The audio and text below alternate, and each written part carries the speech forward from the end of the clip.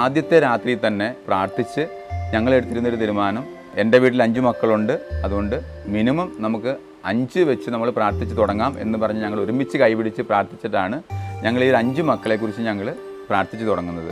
പിന്നെ 6 ആയി, 7 ആയി, പിന്നെ അത് ഒരു ടിൻസ് വന്നു, 9 ആയി, പിന്നെ ഇതിപ്പോൾ 10 നിൽക്കുന്നത്. ഓരോ മക്കളെ തരുമ്പോഴും ദൈവം ഓരോ സ്ഥലത്തു നിന്നും ഓരോ അവസ്ഥയിൽ നിന്നും ഞങ്ങൾക്ക് ജീവിതത്തിന് ആവശ്യമുള്ളത് സമൃദ്ധമായിട്ട് നൽകിയിട്ടുണ്ട്. എൻ്റെ ലൈഫിൽ എനിക്ക് നേടിയത് മുഴുവൻ ഞാൻ കുർബാനയിലൂടെ മാത്രമാണ് എനിക്ക് കിട്ടിയിരിക്കുന്നത്. കാരണം ഞാൻ പഠിച്ച് നേടിയതല്ല, കുർബാനയ്ക്ക് പോയതിന് ശേഷം ദൈവം തന്നതാണ് എൻ്റെ ജീവിതത്തിലുള്ള എല്ലാ സംഭവങ്ങളും.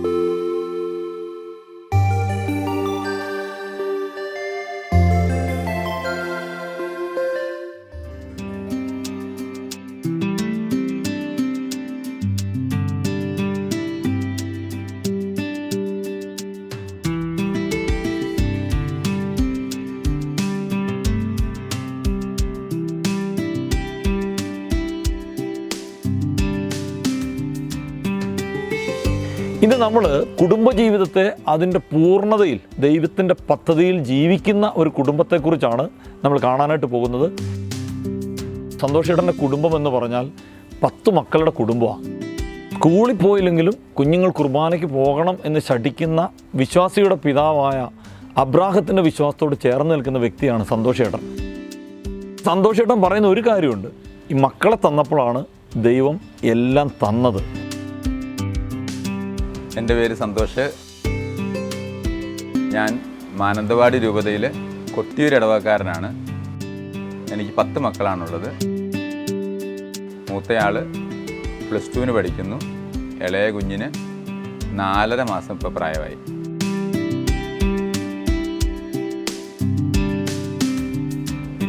വർഷമായിട്ട് ഞാൻ റൂഫിങ്ങിൻ്റെ വർക്കാണ് ചെയ്യുന്നത്. കെയ്റോസ് റൂഫിങ്സ് എന്ന സ്ഥാപനം നടത്തുന്നു.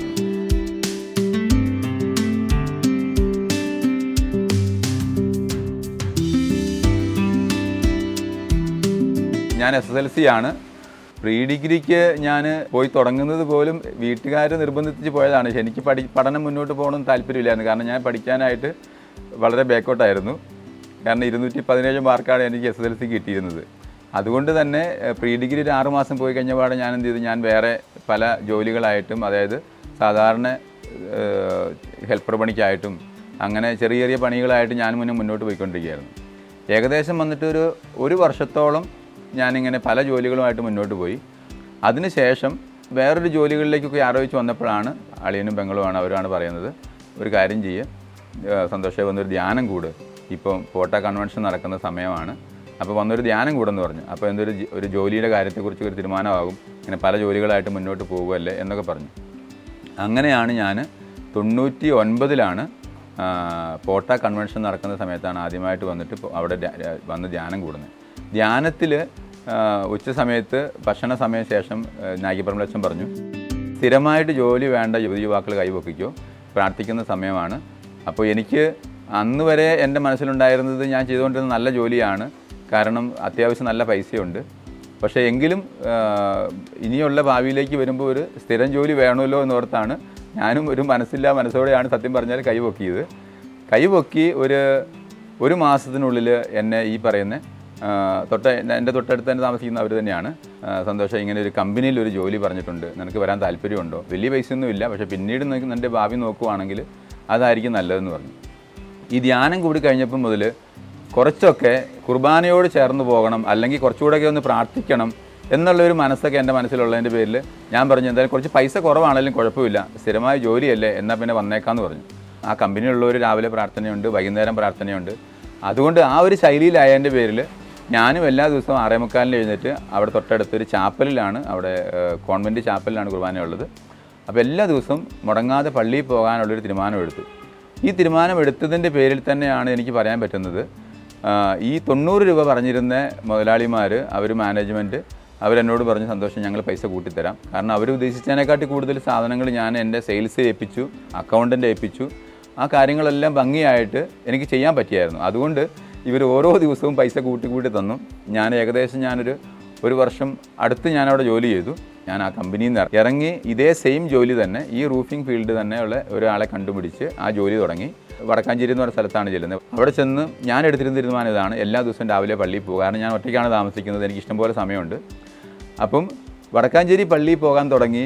ഒരാഴ്ച പള്ളിയിൽ പോയപ്പോഴത്തേക്കും അവിടെയുള്ള ജീസസ് യൂത്തിൻ്റെ ഒരു കൂട്ടായ്മയുണ്ട്.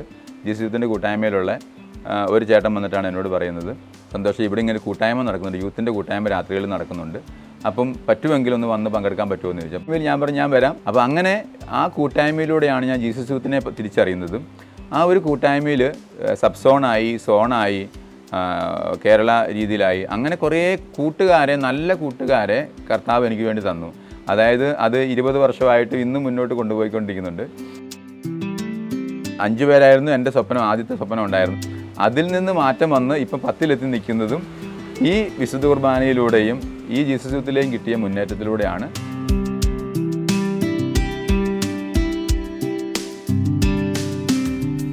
ജീസസ് യൂത്തിലൂടെ എനിക്ക് കിട്ടിയ ബോധ്യമനുസരിച്ച് ഞാനൊരു 2 വർഷത്തോളം ജീവിത പങ്കാളിക്ക് വേണ്ടി തന്നെ പ്രാർത്ഥിച്ചുകൊണ്ടിരിക്കുകയായിരുന്നു. ആദ്യമേ ഒരു 2 വർഷം മുമ്പ് ഇപ്പോൾ ഈ പങ്കാളിയെക്കുറിച്ച് തന്നെ എന്നോട് പല രീതിയിലും ചേട്ടന്മാർ മുഖേനയൊക്കെ സംസാരിച്ചപ്പോഴും എനിക്ക് ആദ്യമേ താല്പര്യമില്ലായിരുന്നു. പിന്നീട് ഞാൻ 2 വർഷം കഴിഞ്ഞപ്പോഴും ഇതേ സെയിം ആളെക്കുറിച്ച് തന്നെ പറഞ്ഞവർ ഈ കല്യാണം തന്നെ വീണ്ടും പറഞ്ഞുകൊണ്ട് വന്നു. അതായത് മനുഷ്യൻ ഏകനായിരിക്കുന്ന അന്നല്ല, അവന് ചേർന്ന ഇണയാൻ തരും എന്ന് ഉൽപ്പത്തി പറയുന്നത് പോലെ തന്നെ എനിക്ക് കിട്ടിയേക്കുന്ന പങ്കാളി കർത്താവ് തന്ന പങ്കാളിയാണെന്നുള്ള കാര്യം എനിക്ക് ഉറപ്പുണ്ട്. ഓരോ വിശുദ്ധ ബലിയിലും ഞാൻ സമർപ്പിച്ച് പ്രാർത്ഥിച്ചിട്ടാണ് എനിക്ക് പങ്കാളിയെ കിട്ടിയിരിക്കുന്നത്.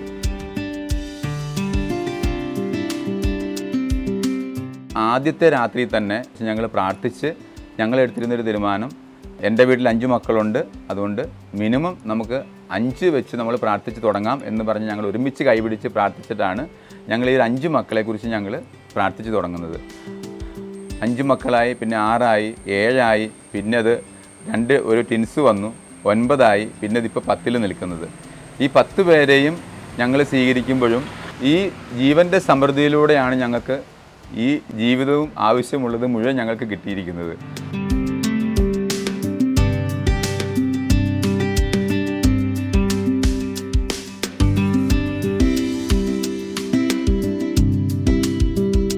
ശരിക്കും പറഞ്ഞാൽ ദൈവപരിപാലനയിൽ ആശ്രയിച്ചുകൊണ്ട് മാത്രമാണ് ഞങ്ങൾ മുന്നോട്ട് പോയിക്കൊണ്ടിരിക്കുന്നത്. കാരണം എന്ന് വെച്ചാൽ ഞങ്ങൾക്ക് നാളെക്കുറിച്ച് ദൈവം പറഞ്ഞതുപോലെ തന്നെ ആകുലതകളോ മറ്റു കാര്യങ്ങളോ ഒന്നുമില്ല. കാരണം എന്ന് വെച്ചാൽ ഞങ്ങൾ ആയിരുന്ന സ്ഥലത്ത് നിന്ന് ഞങ്ങളിപ്പോൾ ആയിരിക്കുന്ന അവസ്ഥയിലേക്ക് ഞങ്ങൾ എത്തിയതറിയാം.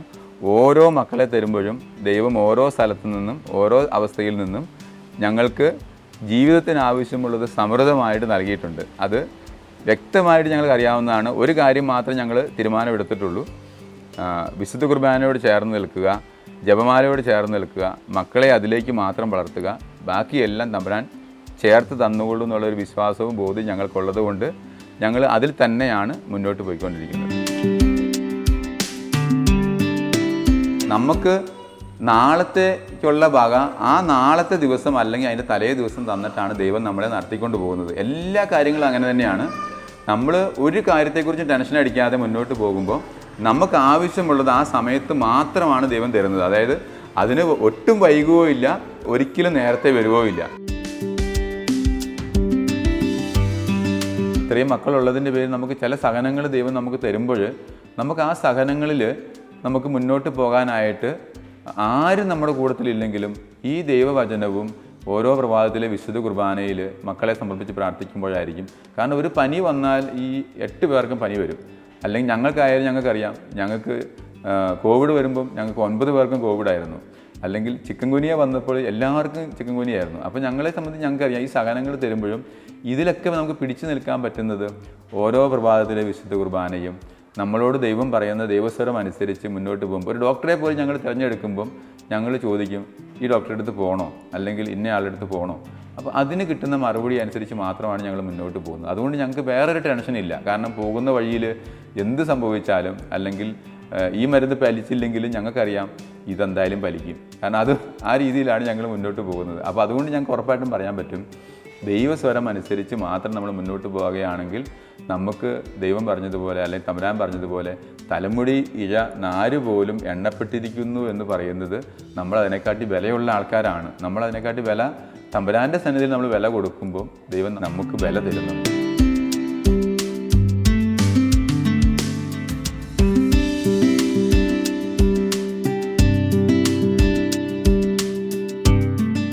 മക്കളോട് ഒരു കാര്യം ഞാൻ അവരോട് പ്രത്യേകം പറയും. കാരണം എന്ന് വെച്ചാൽ എനിക്ക് ചില കാര്യങ്ങൾ ഞാൻ സ്ട്രിക്റ്റാണ്.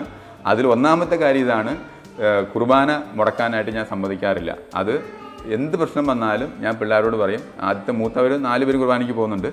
അപ്പോൾ അവരോട് ഞാൻ പറയും, എന്ത് വന്നാലും നിങ്ങൾക്ക് ഒരു കാര്യം ഞാൻ ഉറപ്പ് തരാം, നിങ്ങൾ സ്കൂളിൽ നിങ്ങൾ ട്യൂഷന് പോയില്ലെങ്കിൽ അല്ല പഠിക്കാനുള്ള വിഷയം അവിടെ വെച്ചാലും നിങ്ങൾ രാവിലെ കുർബാനയ്ക്ക് പോയിരിക്കണം. കുർബാനയ്ക്ക് പോയിട്ട് വന്നിട്ട് നിങ്ങൾ പരീക്ഷ എഴുതാൻ പോയാൽ മതി. കാരണം വെച്ചാൽ എൻ്റെ ലൈഫിൽ എനിക്ക് നേടിയത് മുഴുവൻ ഞാൻ കുർബാനയിലൂടെ മാത്രമാണ് എനിക്ക് കിട്ടിയേക്കുന്നത്. കാരണം ഞാൻ പഠിച്ച് നേടിയതല്ല, പഠിക്കേണ്ട എന്നുള്ളതല്ല ഞാൻ പറയുന്നത്, പഠിച്ച് നേടിയതല്ല. പക്ഷേ കുർബാനയ്ക്ക് പോയതിന് ശേഷം ദൈവം തന്നതാണ് എൻ്റെ ജീവിതത്തിലുള്ള എല്ലാ സംഭവങ്ങളും. അങ്ങനെയാണ്.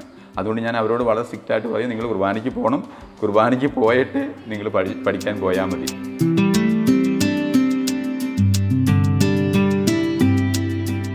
ഞാൻ ഈ 10 മക്കളെയും കൊണ്ട് മുന്നോട്ട് പോകുന്നതിൻ്റെ ഒറ്റ അടിസ്ഥാന കാരണം ഇതേ ഉള്ളൂ.